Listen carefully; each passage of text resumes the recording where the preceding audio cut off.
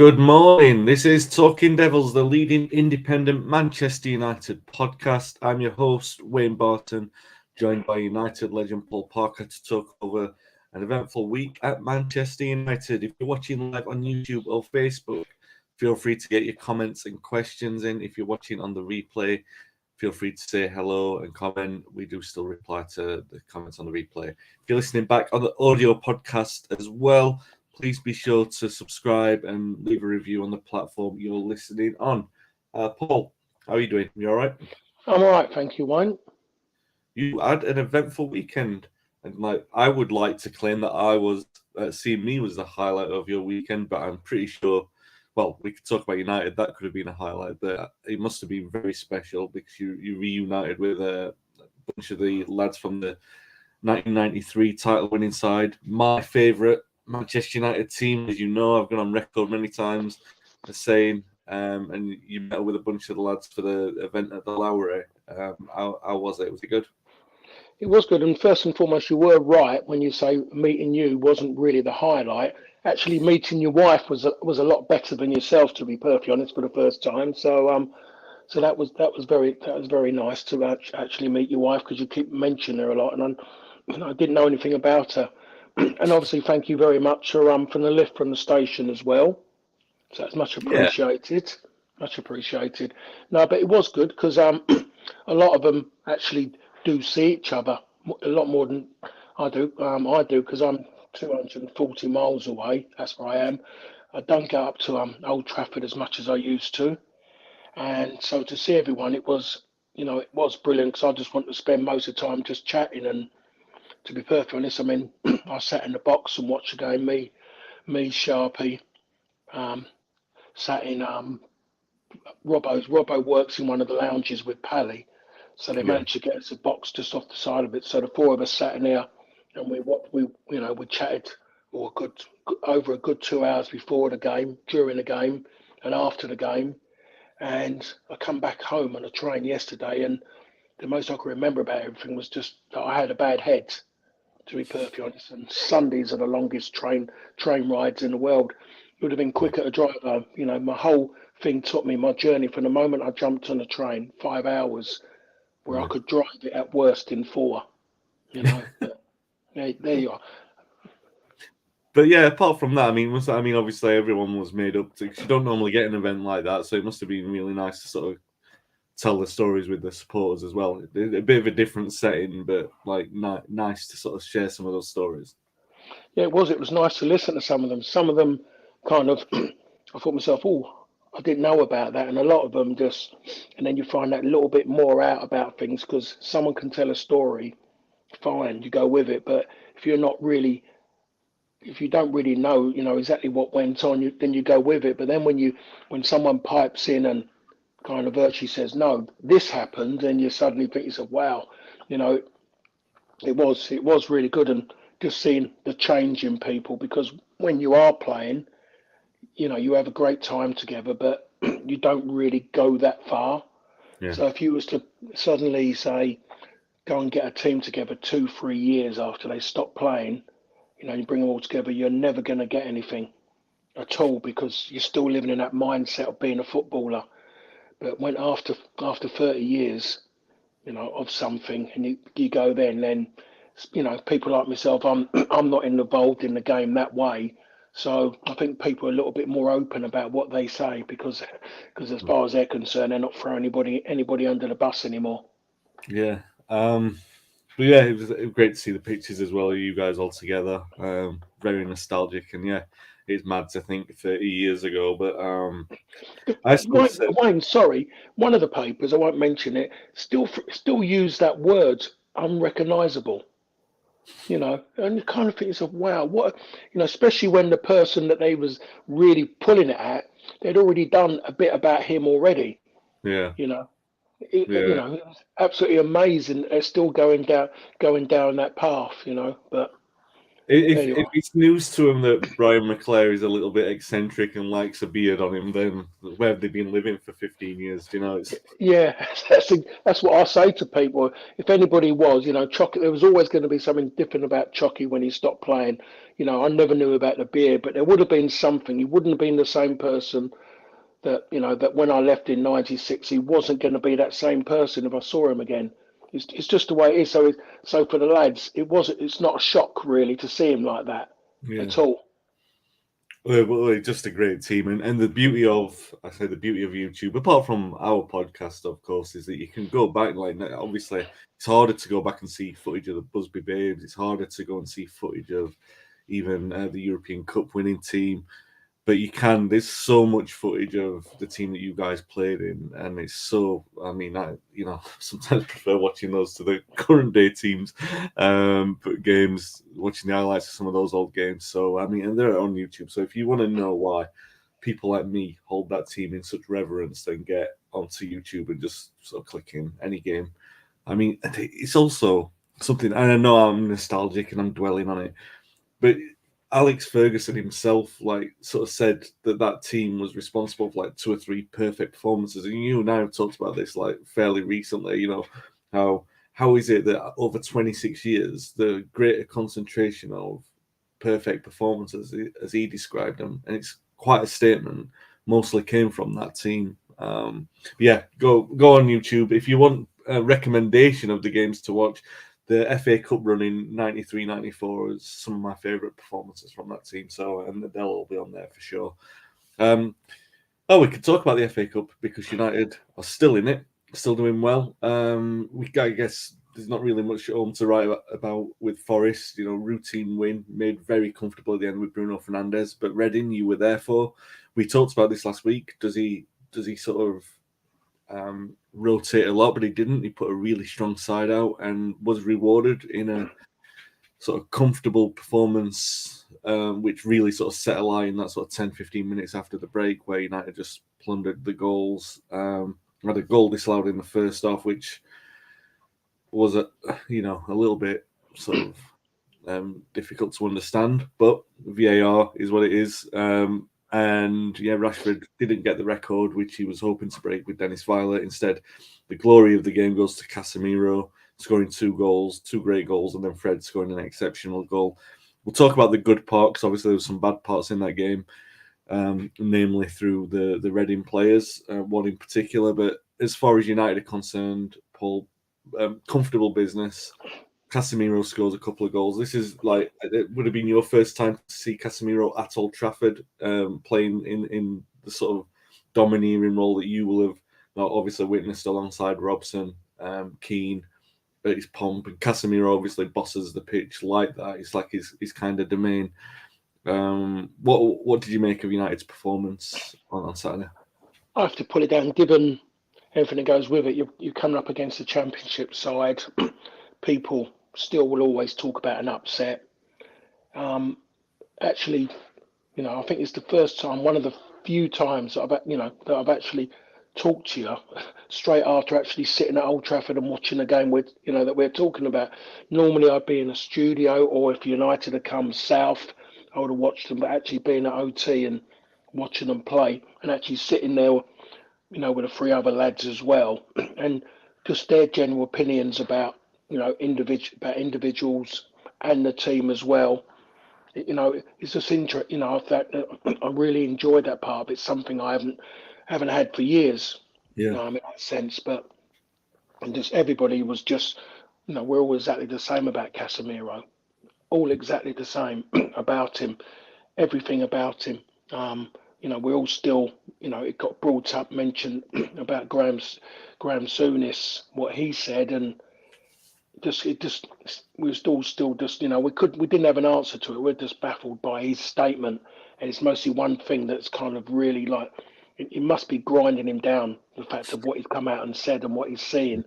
Because even if Casemiro levels were to drop a little bit and go for a stage, there's no comeback for Graham Souness because we've already seen him.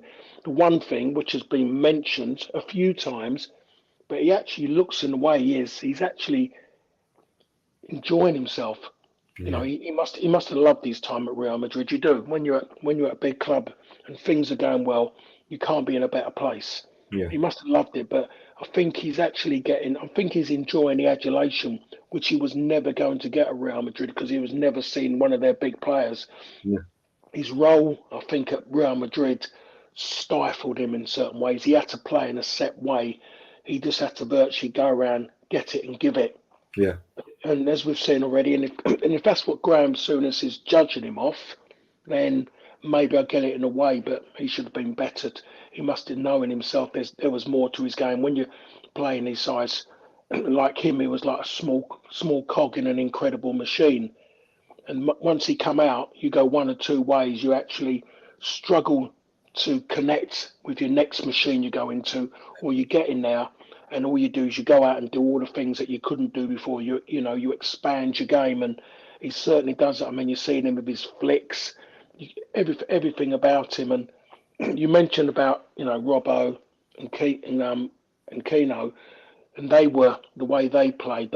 Everything was about them. There was always the heartbeat of everything stemmed, good, bad, and indifferent. It stemmed from them. But he's got another style, like you would never get another Brian Robson, like you'd never get another Roy Keane. Casemiro, I think we'll be saying the same about him. Yeah. But what you will do is that you'll find another heartbeat who would Yeah. do a job in a different way, and that's what Casemiro is. His game is quite fluid. He's great agility, and just the fact of he's one of those players that you look at him and he doesn't have to shout and scream at you. All you want to do is just follow what he's doing. You Yeah. don't want to let him down because he's always trying to help you out, so you're going to help him out. So he is. I mean, to sit there and watch him live, like that at OT when things are going right, was absolutely fantastic. But I thought the team played in them. They did everything right, to be perfectly honest. It was always going to be difficult initially. The longer it stayed 0-0, but it just always difficult. And they had their little moments, Reading, but you could see what they were aiming for. They was just aiming for a smash and grab, and I think the bonus for them, and given the crowds they get at Reading, was always to try and take Manchester United back Yeah. home. Just to get their crowds up, they would have made such a difference for them. But it was. You knew they was going to win. It was as simple as that. It was just a proper professional performance from start to finish. Everybody done their jobs well, and for me, it was good to see Wan-Bissaka playing at Old Trafford and watching him and seeing there's definitely been an improvement in his game. Yeah. Just in that sense, he has stepped forward since Ten Hag's come in, and as we said before, it was easy for him just to go and just to give up on it, throw the towel in, and accept his going. But he hasn't done that, which I'm pleased about. Is he going to be United's right back in a team that's going to maybe 100% compete for the Premier League next season? I very, very much doubt it. But I'm just pleased that he's justifying himself now for to a Yeah. point of a reason why the club went out and paid that money for him. Yeah. No, yeah. The quality of the goals as well, Paul, was exceptional, wasn't it? I mean, Anthony's first of all, Eriksen's pass for Anthony, and then Anthony's pass for Casemiro. Everyone was sort of raving about the passes, but the finish itself is very clever. The way that he just sort of digs it out. And the second, maybe the slightest of deflections on the second one, but a beautifully hit shot nonetheless. And then the third goal from Fred, very cheeky, the near post. It's good to see a team playing well and scoring good goals, isn't it? Rather than scrappy goals, some beautiful goals at the Stretford end is always nice. What I mean, that was, but that for me, that is Manchester United. They're the bits that people are seeing now. I mean, they're the bits when all through these last few seasons we've been doing this way. When I'm sitting there and I couldn't really say anything positive because if I was, I'd be making it up or I'd making it up with me wearing my rose tinted glasses. Or if I was saying it just wasn't right, and United were winning games, but I was always questioning the performances, always looking at that and saying they've relying on the big players to nick them games, and a lot of people are trying to fill gaps in around their performances to make things seem better. And you got to say the truth about things. You have to if you're Manchester United and you're really going for something. Everything has to be joined together. It can't be disjointed. And now everybody, I mean, even all the lads, when we was together and talking, just the way things are, we was all virtually just saying the same thing. Ten Hag has come in, and we all kind of said it in our own different ways. But I said it before. This is United's first manager since 2013. Yeah. The actual person who for me, the way he is as a person, everything. He is a manager of Manchester United, and the one person I always when people say things to me where I get when I hear something from one player in particular, when they say it to me, I always believe them, and that's Dennis Irwin. Yeah. So if Dennis Irwin is critical about something and I'm going against him, I'm saying this, I know in my own mind I'm going to go towards him because Dennis doesn't just come out and say things for the sake of it. You have to work hard to get anything from Dennis. He ain't just going to come out and say it, even to me. And he said a few things to me, and that's why he sold me on the fact of Ten Hag. Yeah. Definitely sold me. And he Yeah. says the same as I do is that you know he will deliver something, but he needs help. Yeah. Don't just don't just give him this bit and think, oh, he's done this, that's all right. We just stick by that. That's okay. He can make this happen now. You've still got to help him. Everyone else is getting help at this moment in time, but he would do it right, not just for the sake of spending money. Yeah. Ben puts a comment in and says, "This is great to hear." Yeah. Do you know what? I've had some enjoyable starts to podcasts with you, Paul, but I think this is probably about my favourite 15 minutes that we've ever had. It's the buzz. I think what it is, what you said, just one little thing, and it's just because we've all seen this sort of thing with Keane and Casemiro, on the pitch that there's been a couple of instances where they bumped into each other, and you can see that there's a respect there. But when you said that about Robbo likes him, I'm like, okay, I've got like a little goosebump down my back. Like Robson likes Casemiro and he appreciates it, and I'm like, yeah, okay. And all you guys sort of vouching for Ten Hag, because it's one thing where you're in the stadium or watching the game, wherever you're watching the game, not just necessarily at the ground. When you're watching it, and it looks like United and it feels like United, and you get, as a supporter, you get emotional in moments like that. You really do. Like even when players come back from like a arduous time or something, when they've gone through hardship and they're playing well, and you've sort of been on that recovery trail with them. But then when it's the whole team and when it's the whole club, and they play in a way like, I think it, obviously the first thing was the Liverpool game at the start of the season when Ten Hag obviously he'd lit the right act to them, and they put on a great show. And ever since then, it's been proper Manchester United performances, and for the best team that I ever saw, all my heroes to be saying the same kind of thing. It's like, oh, thank God we all sort of realise that we're going in the right direction. But yeah, very professional, routine performance in a way, put them to bed. And even the late goal that we conceded, not really too much to worry about. We're going to be changing the defence up. Sometimes you concede goals like that. The one little thing, obviously, Eriksen leaves the game on crutches because for 25 minutes of the second half, Andy Carroll is running around like a man possessed. I've put on Twitter that it's one of the most disgraceful things that I've seen from an opposition player at Old Trafford. I'm wondering your thoughts on that. And we've seen some bad ones. I can remember just at the end of your time, can you remember the West Ham player? Was it Boogers who went in on Gary Neville? On Gary Neville, yeah. I can remember Dave Kitson for Reading. He did a pretty bad one on the opening day of a season a few years ago, maybe 15 years ago now. But he went in 3 times, Carroll, and all 3 of them were red card offences, and all 3 of them he was looking to hurt players. And he did, and he gets sent off, and then he's looking surprised that he's got sent off. You know what he's doing? He's deliberately going out to hurt someone. And yeah, people say, "Oh, Roy Keane did it against Haaland," and I'm not excusing that. He got sent off, and he deserved to get sent off. Ben says Kevin Davies with cleverly as well. Yeah, we've seen it. Like, when it crosses over from, all right, it's boiled over, it's competitive rivalry, and it goes to something different, like it was with Andy Carroll on Saturday. I mean, I'm talking as a fan. You as the former player, Paul, are you seeing the same thing? Are you seen a player in Andy Carroll who went out there literally just to hurt someone.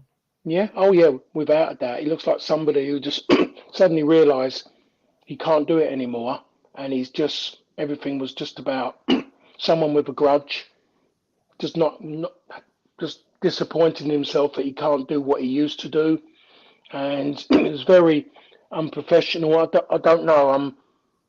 Really, it was so the discipline was terrible, and Incy should have dragged him off. Really, Yeah. should have taken him off. To be honest, because you wouldn't have noticed him if he had taken him off. Really, because we only knew he was there when I saw that first challenge, what he'd done on Ericsson, and I'm really surprised because every time I see that referee's name, something England, and he cannot wait to get his cards out, and I see him quite as a very, I mean. The way he behaves and what he does, so disrespectful to players. I know you got to give respect, but if the person has got to, go with you as well. Both of you give it, but he doesn't. It seems like he just doesn't like footballers. And when he's giving out cards, he's very aggressive. But in that game, he didn't act quick enough. Yeah. He did not act quick enough, and that's what it's about. And we know those days are gone now when you're allowed one. That's gone now, which is really inferior, which is quite good because that first one could be one that could just finish you straight away. And all of a sudden you get the rest going, yeah, I've got to give him that one. No, it doesn't matter when it is, and yes, it could ruin the entertainment of the game if a referee did react straight away. But I'll tell you what, you just might save someone's season really, or maybe even worse, save their career. Yeah. If let's put it this way, the Paul Gascoigne one, when Paul Gascoigne got against Nottingham Forest. Yeah. If the referee had reacted to his first challenge he done, Paul Gascoigne wouldn't have got injured. He would have calmed down. And the referee didn't know Paul Gascoigne. Paul Gascoigne is hyper before a game. Nervous energy is coming through and he wants to do really well. And he shouts and screams and he gets out there and he's his own zone. And that was him. That wasn't him going, I'm going to do him. That's him. The way it was. The referee gone bang. You can have that. That would have calmed Paul down. Yeah. But he didn't. He went, it's the first one. It's okay. All of a sudden, Paul Gascoigne gets that serious knee injury. And he gets his knee injury. And realised that really stopped him going out straight after an FA Cup final, whenever I think it was FA Cup, yes, and going out to Lazio and starting the season off of them. He spent maybe a good season injured, didn't he, before in his debut? So referees have to act. I mean, don't want to talk about them, but look at Liverpool yesterday. 3 challenges yesterday. One of them when I mean, the ref Fabinho should have been sent off. They're the ones that straight down the back of someone's Achilles, and they're saying VAR can't get involved because of this. Sorry, and he knew it as well. Fabinho, you could see. Oh, you could see him. Yeah. But just do it. Yeah. Send him off and worry about it later. But everyone would have backed him on that because that was what everyone's trying to stamp out. I don't want people getting booked and sent off when players are cheating, as what happens a lot. They overact to get people sent off. That was the challenges that have finished many a career during my time and before going into people's Achilles. Because you have an Achilles tendon, and hopefully the young lad hasn't, because he's having a great season, the lad Ferguson. And if that is one of them, they're hard to come back from. And it isn't the physical side; it's the mental side of it. Neil Webb comes to mind. Yeah. On that side of it, it's a hard one because that's taken so much weight and so much movement down there.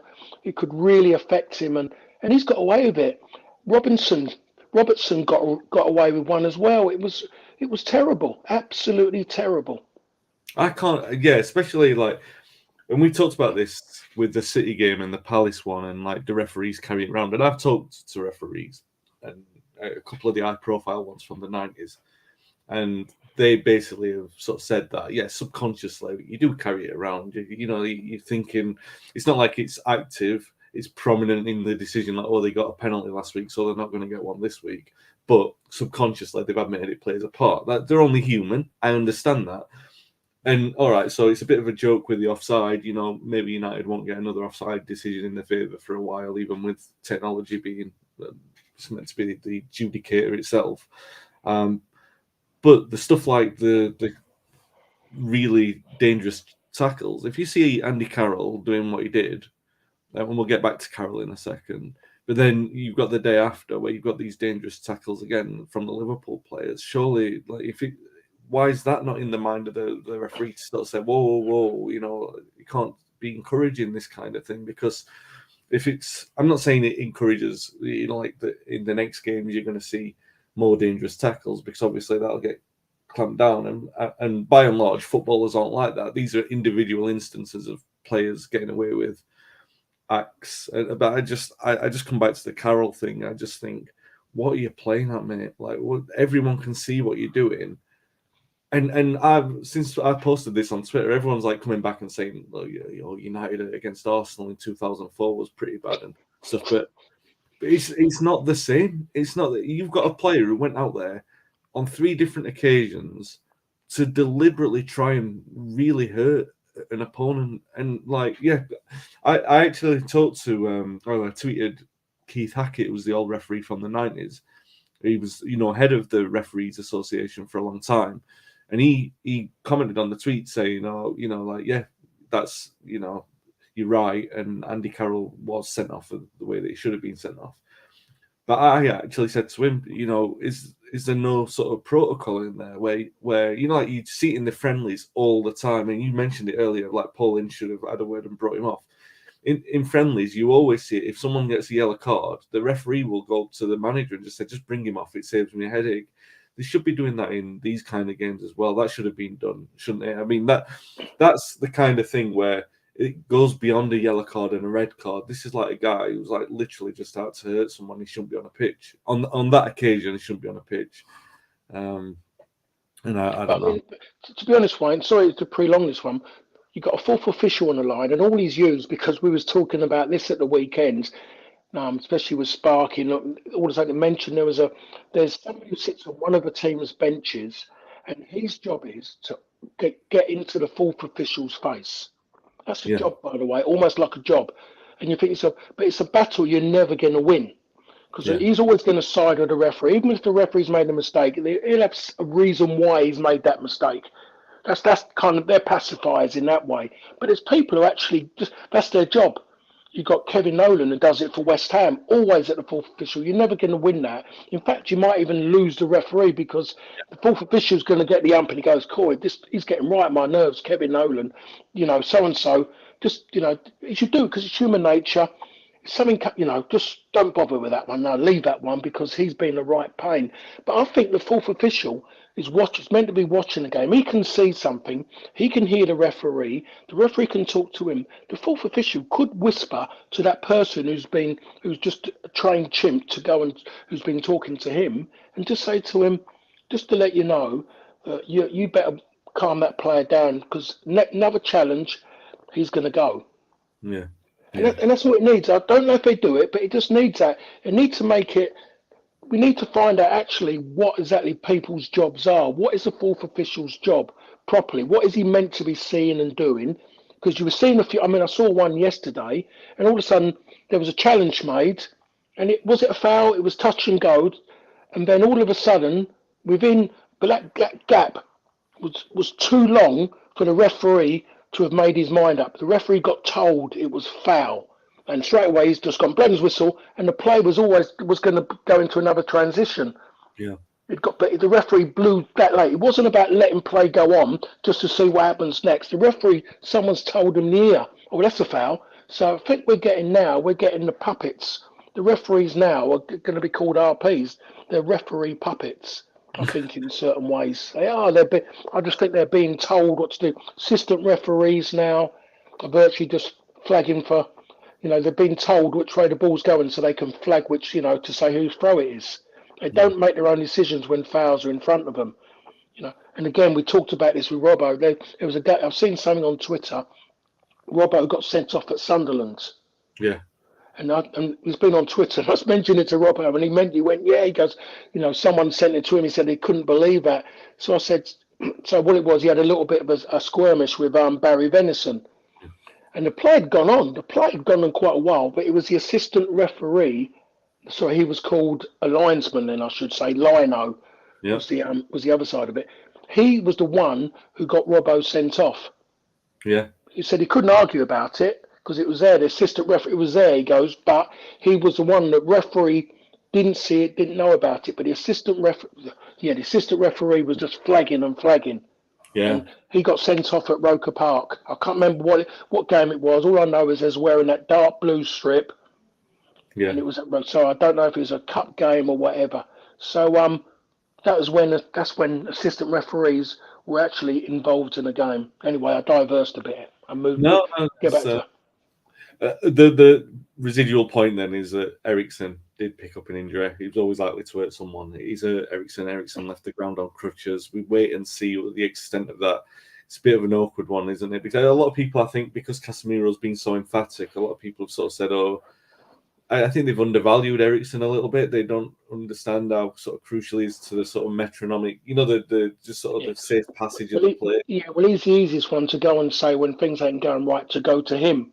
Yeah. And you don't know until it's gone. Yeah. To be perfectly honest, and if Christian's going to miss the next game, the player who's going to come in, whoever comes in, is never going to play like him. No. Fred will come in and he'll be tenacious. He'll do this. But he's not going to be Ericsson when he gets on the ball. No.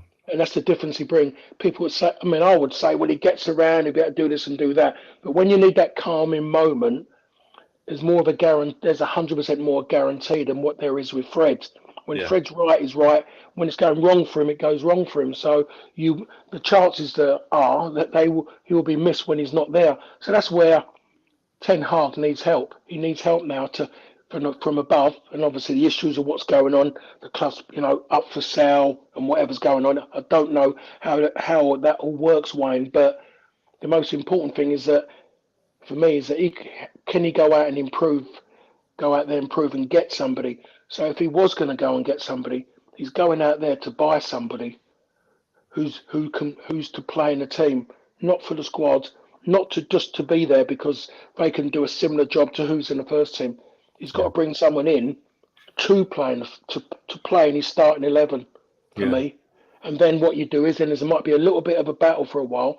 Then one of them will have to sit on the bench, and straight away you've got a ready-made person there sitting there ready to come on. That's how you do it. You don't go on like a lot of these when they talk about it. I'm going to go and buy him because he will improve my squad. I don't think you should want to hear that. What you want your team to get better. It doesn't matter if you're sitting 5, 6, 7, 8, 9, 10 points clear in the league. You still, as I think a lot, you're always looking to improve. Can that person improve my team? Can he make them better? Is he got the right character to go into my team and improve it? And that's how you make a good squad. Not just go and buy squad players, because they'll always be happy to sit around and watch a game of football. Ben Allen says Ten Hag seems to be angling for another player to come in. Seems like we need one quality player if possible, given the games ahead.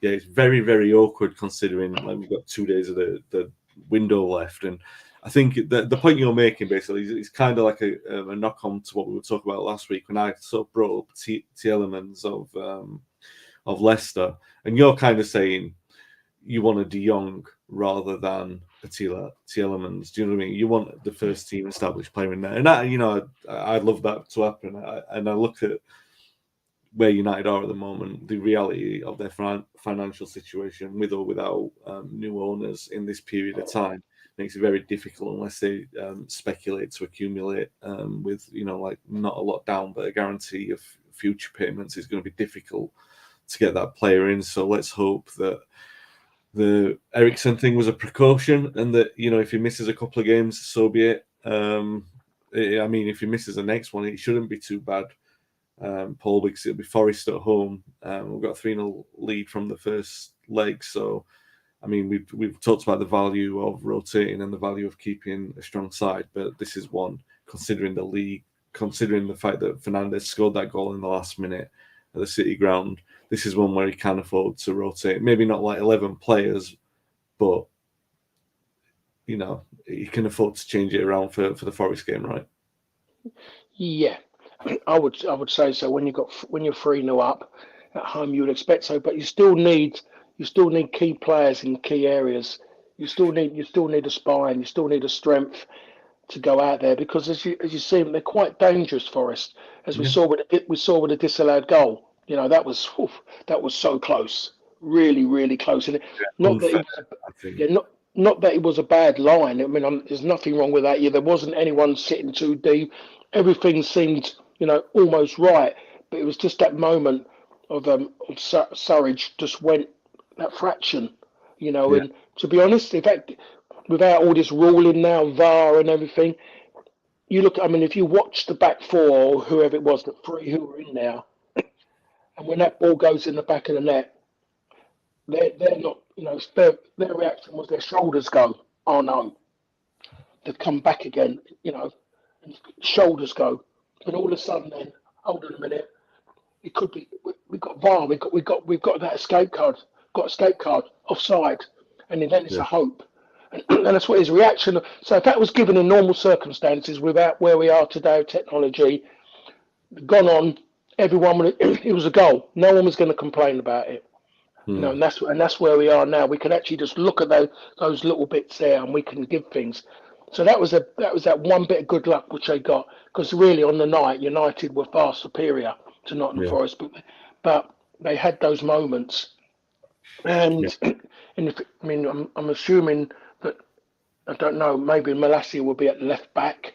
I don't know if that will make a difference then, really, with with Brendan Johnson up there. But Forest will believe they'll go out and see if they can score early. So I think it's important, if you put out two weakened sides.